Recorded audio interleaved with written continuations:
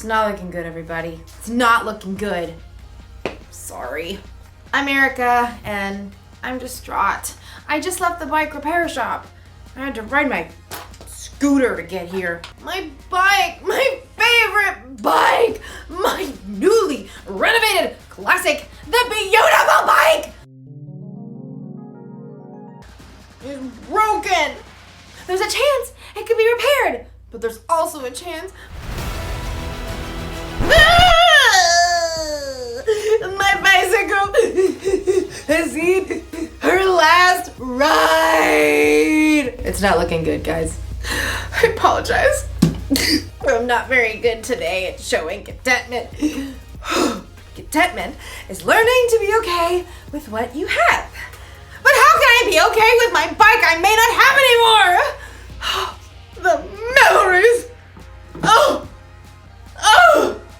I did the wrong hand. I'll sure miss that old girl. I don't think I'll ever be happy again. Unless they're able to repair my bike. Or unless I can save up enough money to buy a new bike. But until then, I guess I'm gonna have to be sad. Because my bike is broken. Because it's broken. In today's story, we'll hear about some people who were stuck somewhere between where they used to be and where they wanted to go. If only they could have been okay with what they had in the present. Hey, I have a scooter.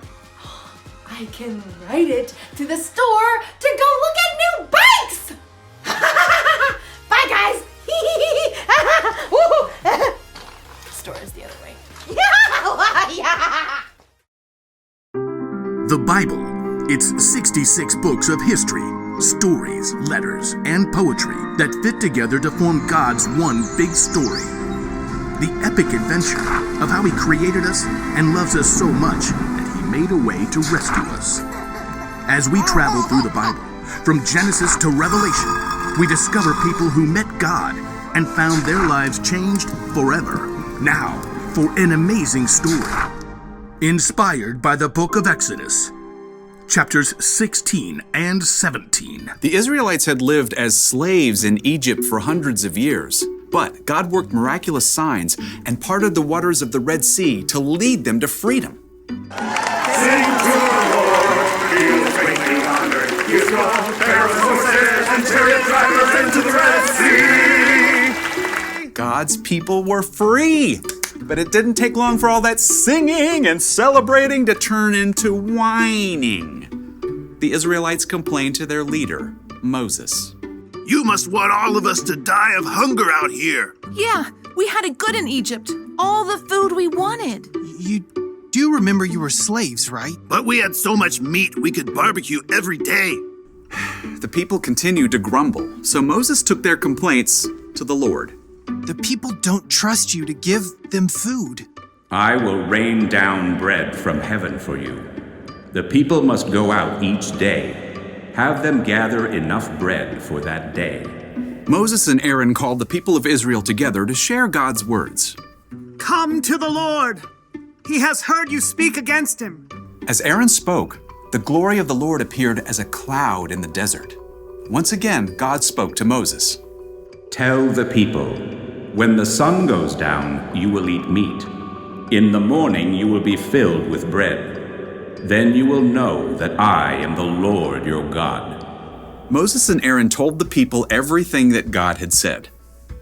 In the evening, you will know that the Lord brought you out of Egypt, and in the morning you will see the glory of the Lord. He will give you meat to eat in the evening.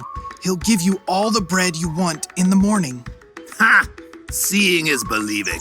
Then you should probably look over there. Whoa. A large flock of quail, more birds than anyone had ever seen, settled upon the camp like a twittering, fluttering ocean.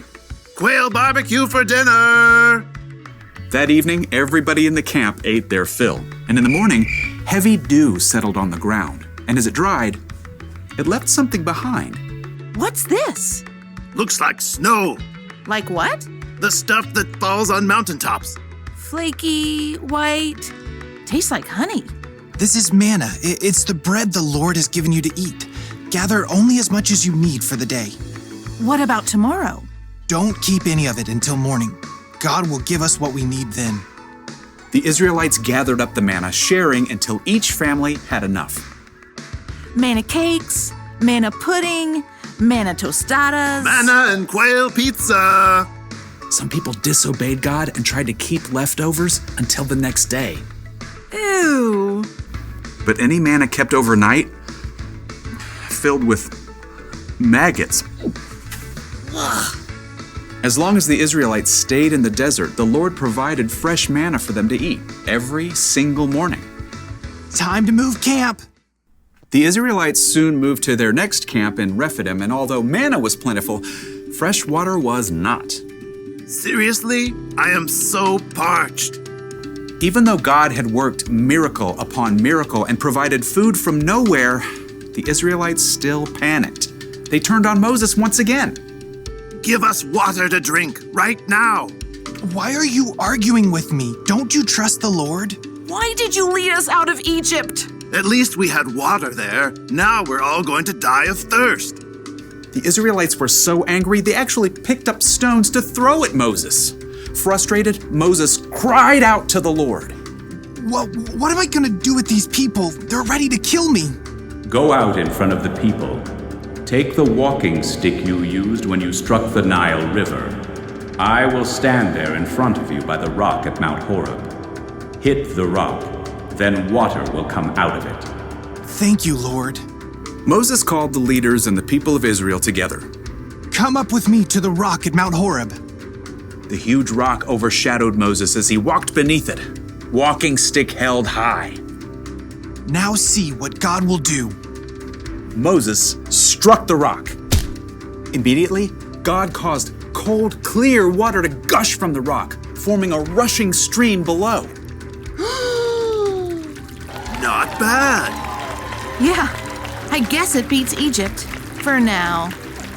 Over and over, God showed that He would care for His people, but still the Israelites were tempted to long for what they had before, in spite of their newfound freedom.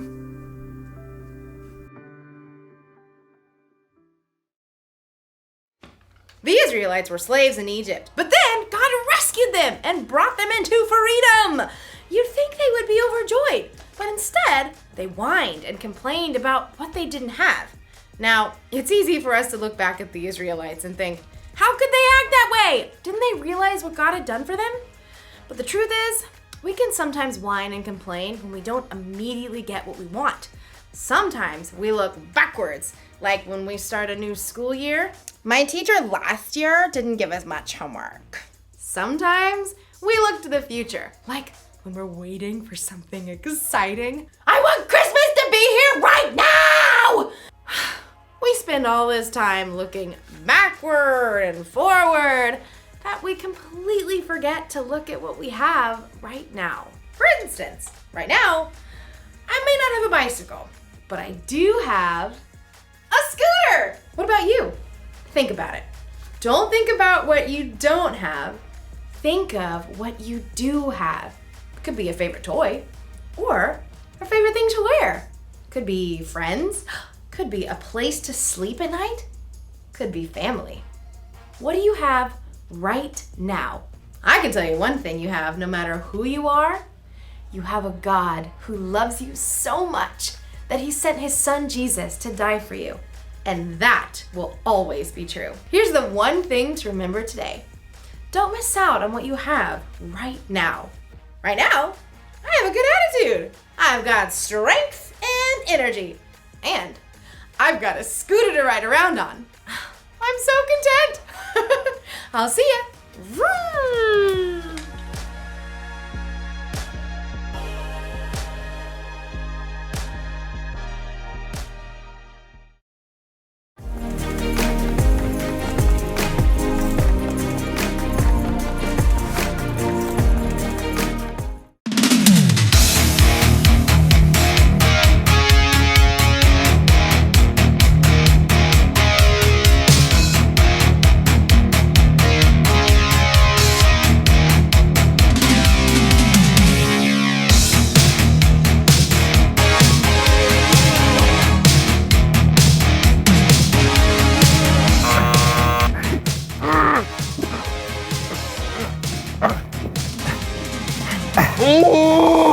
Trading paint! No, you. No! No!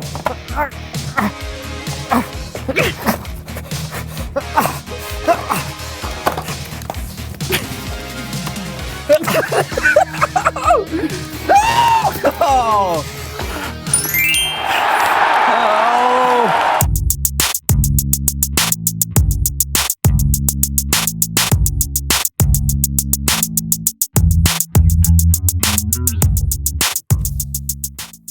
Hey, I'm John. I'm Brandon. And welcome to the So-and-So Show.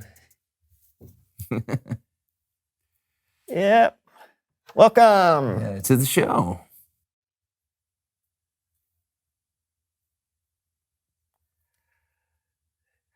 There's not a lot going on today. No, just Brandon and I doing our normal shtick. Hey, but just to be sure, let's check out the cue board. Oh yes! The cue board. All right. Yeah. It's just our normal shtick. Yeah. Hey, you remember back when we used to do fun things on the show? Oh yeah.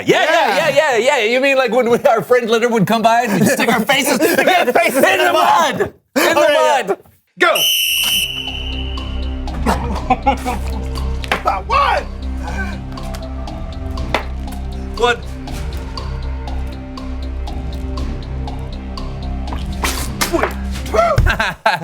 That was fun. Yeah. No, but I meant even further back, like when everything was new and different. Oh, like you mean back when we first met? Yeah. Oh, yeah. Man, things sure were better. They were. Back then. Ooh, dream sequence. Oh. I'm John. I'm Brandon, and welcome to the So-and-So Show.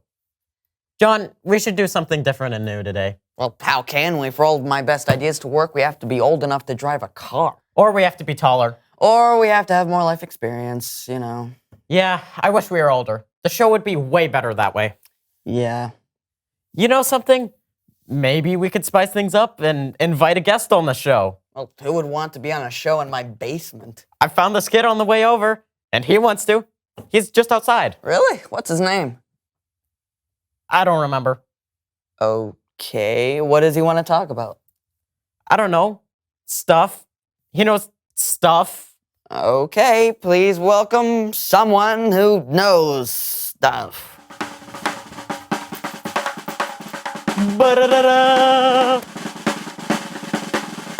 So tell us what you know and who you are. My name is Leonard Fortescue, but my mom calls me Leo. Great. It's nice to meet you, Leo. What do you know? Do you play any sports or anything? No, not really. Unless you consider running away from Mr. Moonham's dog a sport. That dog hates me. So what's that you have with you? Oh, this? It's a metal detector. I just got it for my birthday. What's it do? It detects metal. How about that?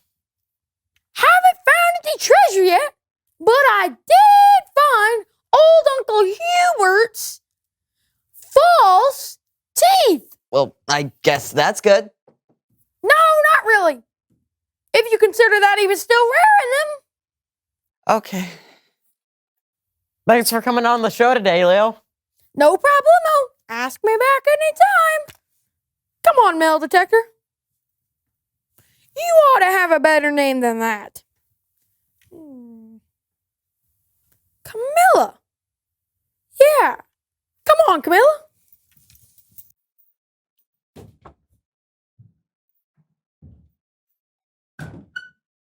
Well, that was something new. And it was definitely different. Yeah. I wish we were older. Yeah. Those were the days. Yeah. Yeah. Bible story time with Kellen.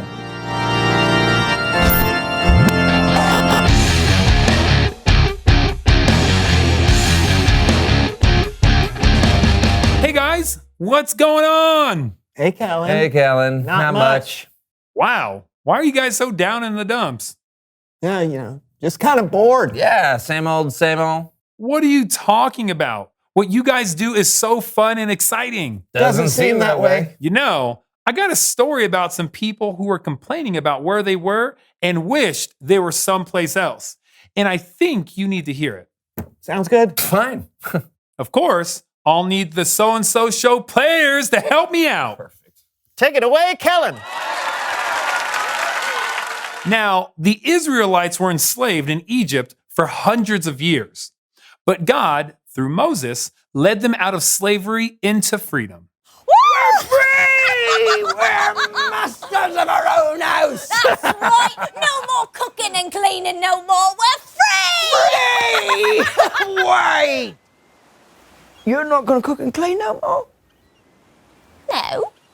We're free! Freedom!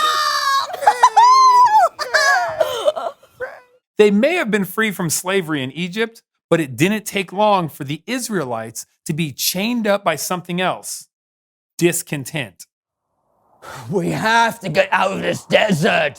I'm hungry. Yeah, I'm starting to think Egypt wasn't so bad. We may have been enslaved, but at least we had food. That's right. We might not have been able to go where we wanted to go or say what we wanted to say. Wear what we wanted to wear. We're 100% owned by somebody and forced to build big old buildings. But at least we had food. The people complained to the man who had led them to freedom, Moses. And Moses took their complaints to God. God, I'm sure you know this, but everybody's hungry. They're afraid they're going to starve here in the desert. Tell them I will rain down bread from heaven, but only gather as much as you need. Really? You're going to make it rain bread? That's pretty cool. I will send them bread in the mornings, but when the sun goes down, I will send meat. What? You're going to send bread and meat? That's crazy. Then you will know that I am the Lord your God. Yeah. Oh, you got that right. So Moses told the people everything God said. So at night he's going to send meat, and in the mornings he'll send bread. Yeah, I believe that when I see it. Yeah, like meat. It's just gonna fall out of the sky.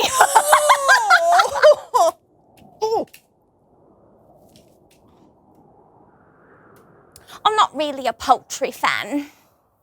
A great flock of quail landed where they had camped, and every Israelite ate their fill. Then, the next morning, there was a heavy dew, but when the dew dried, it left.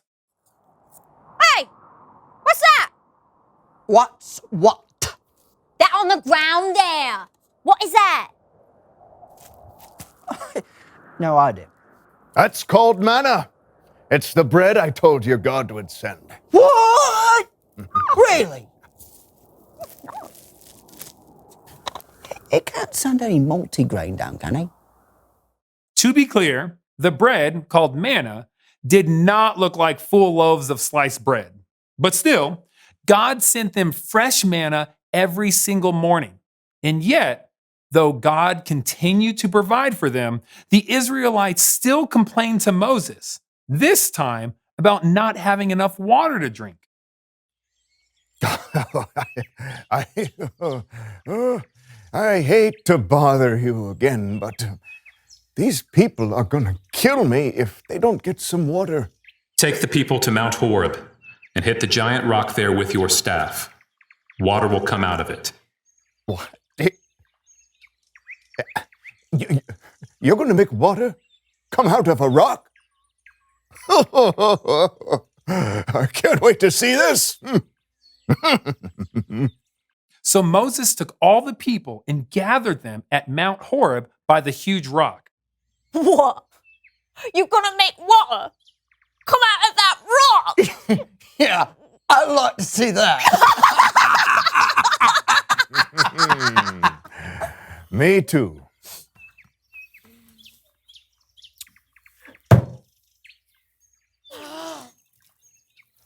Hallelujah.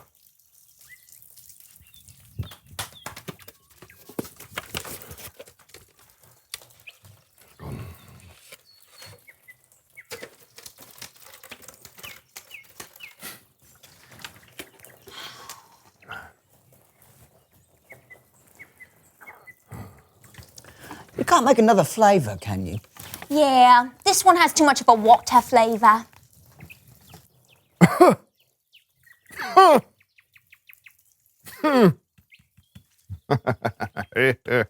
Enjoy. What? It's a little chalky. You don't have any of that glacier stuff, do ya? That stuff is so tasty. They had it in Egypt. The end. Let's give it up for the So-and-So Show players.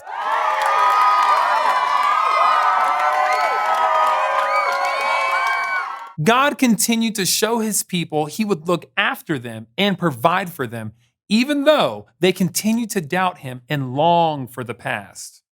That's crazy. That they would look back to how things were in the past instead of enjoying how awesome things are right now. Haven't we been doing that? Touché. It's true.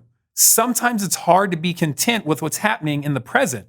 We're either looking backwards to the way things used to be, or we're looking forward to the way we wish things would be. When we do that, we miss out on what God is doing for us in the here and now. Oh. And I think the here and now is pretty great, actually. Thank you, Kellen. You betcha. Yeah, see you around, Kellen. You know, you and I do get to do some awesome things. Yes, we do. Yeah, but sometimes we focus on what's not going right instead of everything that is. Well, then let's focus on the good stuff right now. Yeah! And you can join us. Okay, reveal the question. What is good in your life right now? I would say my friendships are going pretty well right now. Oh, thanks, buddy. Yeah, I was going to say the same thing. Oh, no kidding. Also, I'm pretty healthy. That's good. I know God loves me no matter what. That's good. Oh, and my banjo lessons are going well. Oh, yeah. I heard you the other day. It actually sounds like a banjo now. Oh, thank you. Yeah. What about you? What's good in your life right now? Yeah. You know, I'm glad we're older, John. Yeah, me too. We can drive. Yeah, and we're taller. And I can leave my dirty socks on the floor anytime I want. Yeah. Right now is good. Agreed. Hey, thanks for watching the So-and-So Show, everybody. We'll keep getting older. Bye. Come on, Camilla, let's find us some priceless treasure. I do believe this is the first bowling ball ever made. It was actually made out of a giant jawbreaker. Yep, it would have been a terrible piece of candy. A key? I bet this is the key to the old Reese house. Opens up all the long-lost peanut butter cups. Hey, it's a silver dollar. You know, I think those two brothers who live over on Almond Street collect these.